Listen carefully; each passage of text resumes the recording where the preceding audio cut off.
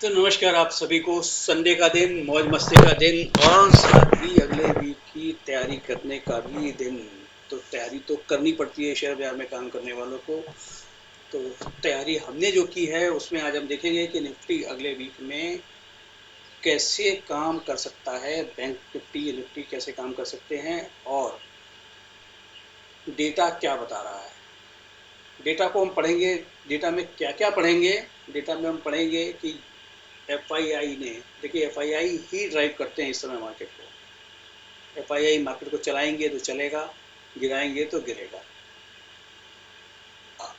इस समय, एटलीस्ट इस समय के टाइम में अगर देखा जाए तो एफआईआई ने जो 13,000 करोड़ की बाइंग की है ऑप्शंस के अंदर फ्राइडे के ट्रेडिंग सेशन में, अगर वो कॉल निकली तो मार्केट तेज, पुट निकली तो मार्केट वापस।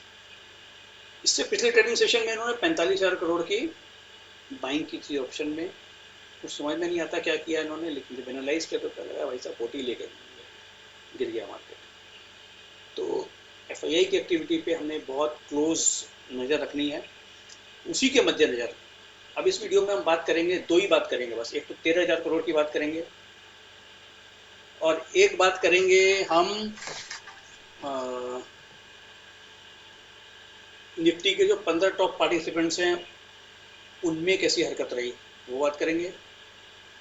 एक और बात करेंगे हम कि जी निफ्टी को गिराने वाले जो थे उनके अलावा बाकियों का क्या हाल चाल था बाजार में, उसका वजूद लेंगे 2 मिनट में। वीडियो को बहुत लंबी करने की कोशिश बिल्कुल नहीं करेंगे।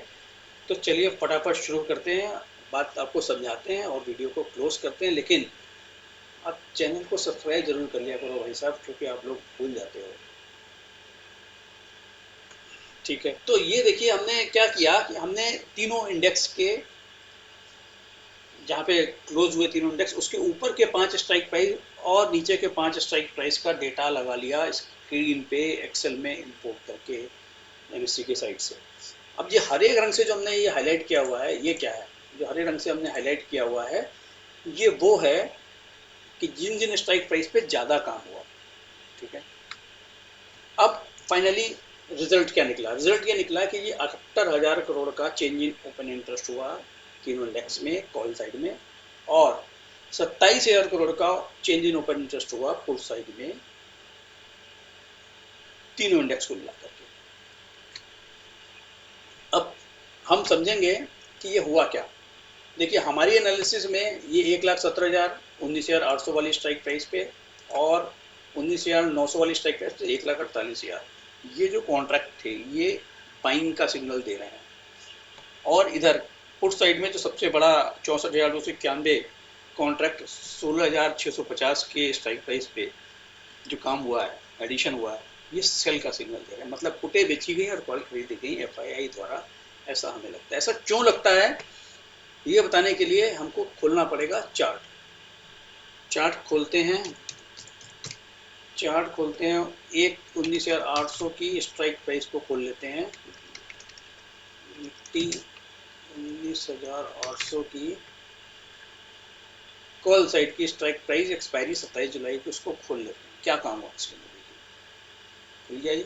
15 मिनट के टाइम फ्रेम पे इसको सेट किया। देखिए पहले 15 मिनट में इतना बड़ा बार बना है, लेकिन ये रिलेवेंस इसकी बिल्कुल नहीं है, क्योंकि मार्केट गेट डाउन खुला था, बहुत सारे खरीद बेच, बहुत सारा सब कुछ चलता रहा।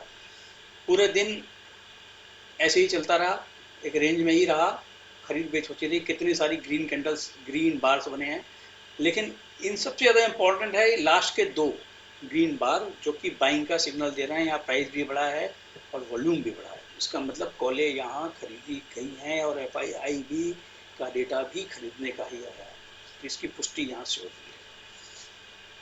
अब तो कट इट शॉर्ट, क्योंकि अब ये मैं सारे दिखाऊंगा तो भी बहुत टाइम लग जाएगा। इसी तरीके से ये 64,000 वाला जो है, 64,000 वाले को आप देखोगे तो उसमें सेल का सिग्नल जनरेट होता हुआ नजर आएगा आपको कि यहाँ पे सेल हुई है। तो अगर इसको कंक्लूड करें फाइनली ना, तो कंक्लूजन ये निकलता है। देखिए इससे पहले वाले ट्रेडिंग सेशन में जहाँ 45,000 करोड़ की एफआईआई की बाइंग थी, वो क्लियर कट समझ में आ रही थी कि वो पुट खरीदी है और मार्केट गिर भी गया था इसी तरीके के डेटा एनालिसिस से। तो अगर वो वहाँ पे पुट थी तो वो इसमें आप ये देखिए यहाँ पे पुटों की अनवाइंडिंग, ये सारी पुटों की अनवाइंडिंग हुई है। इसके अलावा इसके अंदर भी पुटों की अनवाइंडिंग हुई है जो आपने डर के मारे खरीदी है गिरता बाजार देख करके, मतलब आपसे, मतलब हम आप और बाकी सारे पार्टिसिपेंट्स ने जो खरीदी उन सबको दे दिया गया माल, ले लो भाई। तो हुआ क्या, 45,000 करोड़ की उनकी पुट हो गई अनवाइंड और 13,000 करोड़ की पुट खरीद ली उन्होंने, पुट नहीं सॉरी कॉल खरीद ली अगले वीक की, अगले अगले वीक की एक्सपायरी वाली। ऐसा समझ में आ रहा है। तो अब लेकिन ये तो आप बोलोगे जी समझ में तो आ रहा है इसमें, लेकिन गारंटी क्या है? अब एक तरीके से समझने से कुछ नहीं होता। अब अपफ्रंट अगर देखें तो 78,000 करोड़ की कॉल बाई करी है और 27,000 करोड़ की पुटें बाई करी गई हैं और 13,000 करोड़ की नेट एफआईआई बाइंग है। तो भाई जो कॉल साइड में ज़्यादा बाइंग है तो बानी चाहिए, लेकिन इसको हमने रिकन्फर्म किया इन चार्टों को देख करके, इन चार्टों में क्या हुआ। अब इसका कंफर्मेशन करने के लिए हम क्या करेंगे, फर्दर चलेंगे कहाँ, निफ्टी के टॉप 20, टॉप 15 जो पार्टिसिपेंट हैं, बड़े पार्टिसिपेंट हैं, हेवी वेट्स हैं, उनको देखेंगे। तो इन्फोसिस, लीवर, रिलायंस और टीसीएस, ये 4 हेवी वेट्स हैं जिन्होंने मार्केट की लुटिया डुबोई थी पिछले ट्रेडिंग सेशन में। मार्केट को गिराने वाले यही 4 थे। इन चारों का चार्ट खोल लेते हैं। उससे पहले इन्फोसिस का डेटा। इन्फोसिस में डिलीवरी कितनी उठाई गई, 5.29 टाइम्स नॉर्मल की। कम नहीं होती, बहुत ज़्यादा होती है। आप बोलोगे यार ये तो सब बेच गए, क्योंकि भाव गिरा था सब बेच गए, एडीआर भी गिरा था, सेंटीमेंट भी नेगेटिव था, कौन खरीदेगा? सही बात है, कौन खरीदेगा? और न्यूज़ भी पॉजिटिव नहीं थी कि यार उन्होंने तो गाइडेंस ही खराब कर दी अपने गाइडेंस। अब आ जाते हैं चार्ट पे। देखो भाई 15 मिनट के चार्ट पे देखो, पहली कैंडल बनी, इसका बार देखो कितना बड़ा है, पूरे दिन फिर रगड़ता रहा नीचे की रेंज में, लास्ट में फिर 2 बड़े बार बने ग्रीन। दिन का लो था 1305 और दिन का हाई था मेरे ख्याल से यहाँ पे आपका 1350। तो 1350 और 1305 के बीच में पाँच पाँच गुनी डिलीवरी, कोई कहेगा बेच दी गई, बेची गई, किसी ने तो बेची है, लेकिन जिसने पैनिक किया उसने बेची है। उठाई किसने है? एफआईआई ने। एक और चीज़ देख लेते हैं कि इसमें जो ऑर्डर्स का साइज था वो कैसा था। ऑर्डर्स का साइज तो नॉर्मल से थोड़ा सा बड़ा था, लेकिन यहाँ एफआईआई ने ऐसा लग रहा है कि जम के माल उठा लिया। सारा सेंटीमेंट नेगेटिव था, गाइडेंस पुअर थी और उसी का फायदा नीचे के लेवल, वरना 1305 भी तोड़ देता, वो क्यों नहीं तोड़ा उसने? ऊपर नीचे के लेवल से 2% ऊपर जाकर के क्यों बंद हुआ? और वो भी चार्ट में आपने देख लिया, हैवी वॉल्यूम के साथ बाइंग आई है। तो पुष्टि हो रही है इस बात की कि वो 13,000 करोड़ की ऑप्शन की जो बाइंग थी वो कॉल साइड में बाइंग थी।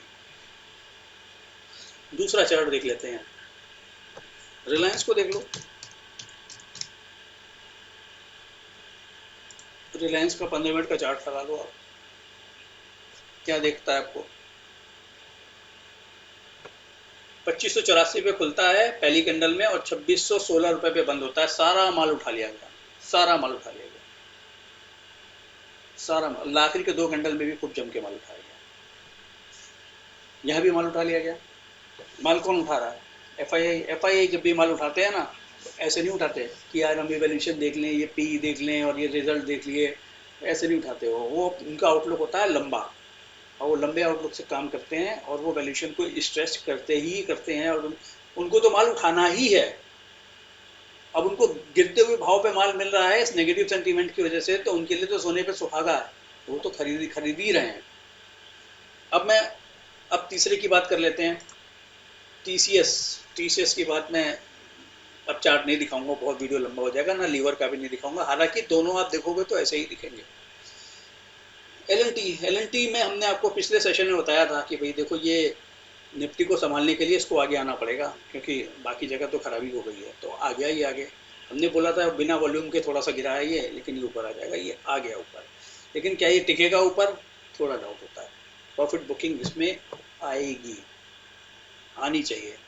अब लगता क्या है, लगता ये है कि ये चारों तो नीचे, अगर मार्केट गिर के खुलता है ना तो ये चारों घूम जाएंगे नीचे से, और वो दूसरी तरफ घूम जाएगा। अल्ट्राटेक सीमेंट के कल रिजल्ट आए थे, वो रिजल्ट उतने अच्छे तो नहीं लगे हमें, और ये भी ऊपर के लेवल पे जब भी जाएगा ना, ये सेलिंग का प्रेशर झेलेगा, इसका काम पूरा हो चुका है। बाकी शेयरों की बात करें, बैंकिंग शेयरों में आईसीआईसीआई बैंक के रिजल्ट फ्लैट ठीक थे, खराब तो नहीं थे। कोटक महिंद्रा बैंक के ज़्यादा अच्छे नहीं थे, खराब ही कहलाएंगे वो। तो हो सकता है बैंकिंग हो सकता है बैकफुट पे आ जाए, सरप्राइज बैंकिंग बैकफुट पे आ जाए, और चुनिंदा बैंक चलें, कुछ बैंक बैकफुट पे आ जाए, बैंक निफ्टी थोड़ा बैकफुट पे रहे और बाकी फ्रंट फुट पे आकर के खेलने लग जाए दोबारा से। कुछ कुछ ऐसे सिग्नल बनते नजर आ रहे हैं, जिसका इन डेटा के बेसिस पे वेरिफिकेशन भी हो रहा है।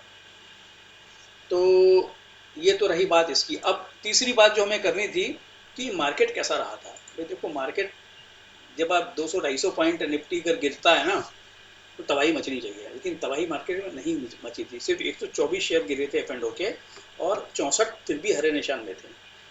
और निफ्टी तो 200-250 पॉइंट गिर गया था, लेकिन अदर देन निफ्टी जो F&O के बाकी स्टॉक्स है ना, उसमें सिर्फ 0.19%, यानी कि ऑलमोस्ट फ्लैट ही थे, कोई ज़्यादा बड़ी गिरावट नहीं आई थी।